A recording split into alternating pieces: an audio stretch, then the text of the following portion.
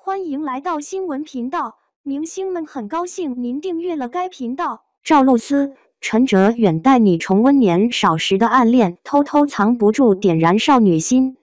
我治愈了他年少的伤口，他圆满了我青涩的初恋，偷偷藏不住。桑稚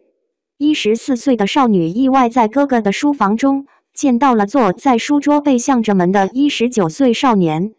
当少年转过身来看向少女，那一眼便成为了少女心动的开始，亦是少女的一生。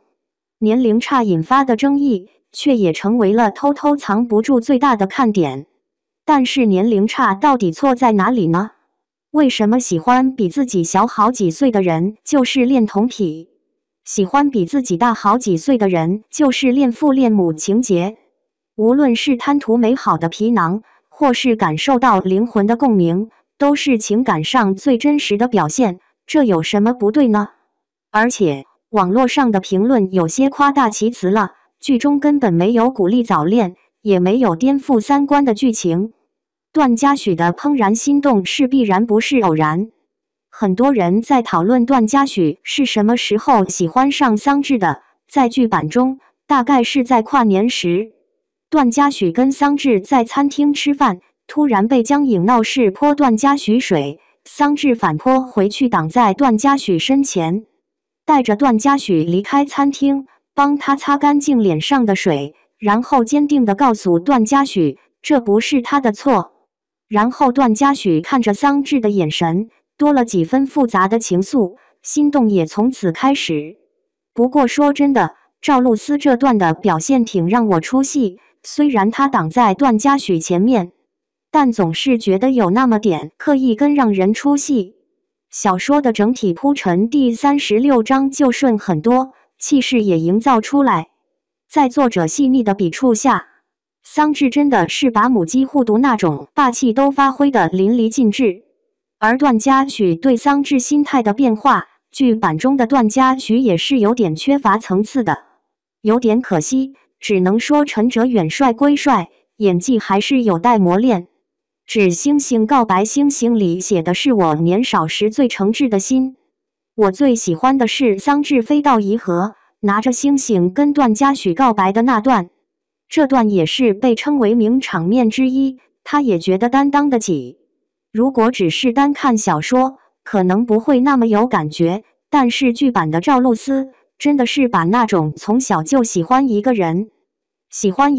很久很久，好不容易如愿以偿，却担心因父母反对而失去的感觉演了出来。他诉说心意时带着的是无比的勇气，但却又是那么的小心翼翼。14岁时喜欢上19岁的男子，桑稚知道自己还太过年轻，知道段嘉许不会注意到自己，知道自己还要好久才能长大，知道当自己好不容易长大的时候，段嘉许可能已经喜欢别人了。坦白自己心底最深处从来没跟任何人说的秘密，只为了告诉段嘉许他真的很好，不要听别人胡说八道，留住这段得来不易的感情。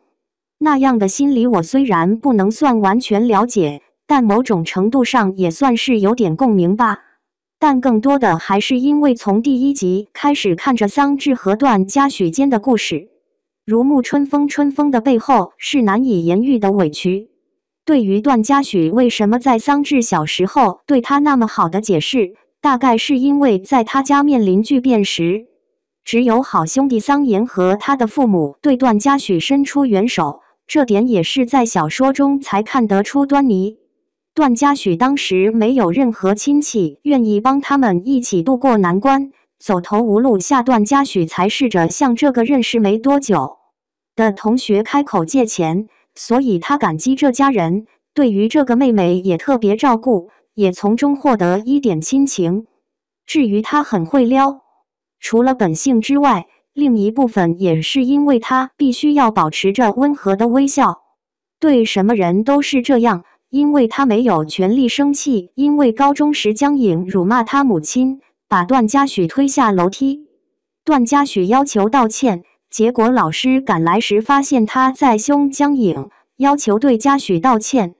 所有人都觉得段嘉许才是该道歉的，他没有资格生气，却没有人记得他也是个受害者，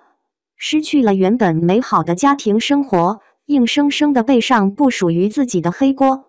因为电视剧入坑，喜欢上了段嘉许和桑稚之间的故事，电视剧完结的遗憾，只能靠着小说来弥补。再复习一次段嘉许跟桑稚间的故事。